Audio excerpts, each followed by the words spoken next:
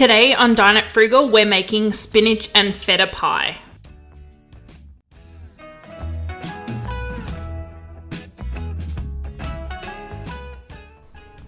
The first thing we're going to start off with is sauteing our onion and our garlic in a little bit of olive oil. I had already done that, and then we're going to move on to make our filling. So we're going to start off with our spinach. I've just bought frozen spinach. It works perfectly for this recipe.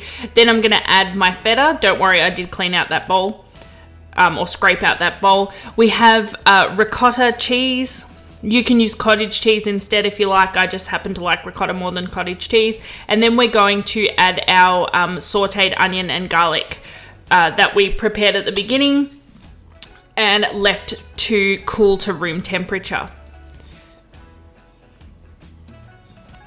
And then we're going to go ahead and add 3 eggs and give it all a nice good mix to just get it all nice and combined. Then we're going to add our salt and pepper, and you add that to taste. Just be aware that the feta cheese is actually quite salty, so you don't want to overdo it on the salt. Then we're going to prepare our pie crust, and we're going to do this with some phyllo pastry. This is actually a traditional Greek recipe, and usually you would melt salted butter and brush your phyllo pastry with the melted butter to build up those layers.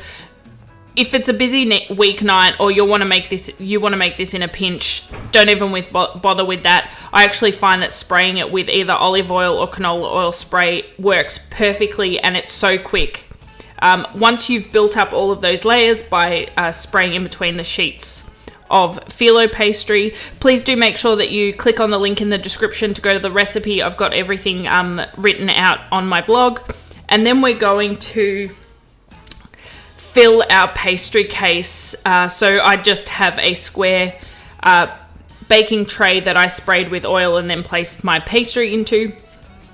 And then we're just going to go ahead and spread our filling, and we're going to go and fold over all of our pastry on top of our filling, just nice and gently. Don't press too hard, otherwise you'll spill it. Your filling will spill. And then once you've done that and you've got it all nice and folded together, we're going to go ahead and give it another spray on top, nice and liberally with the canola spray. And then all you have to do is put it into a preheated oven to bake for approximately about 45 minutes.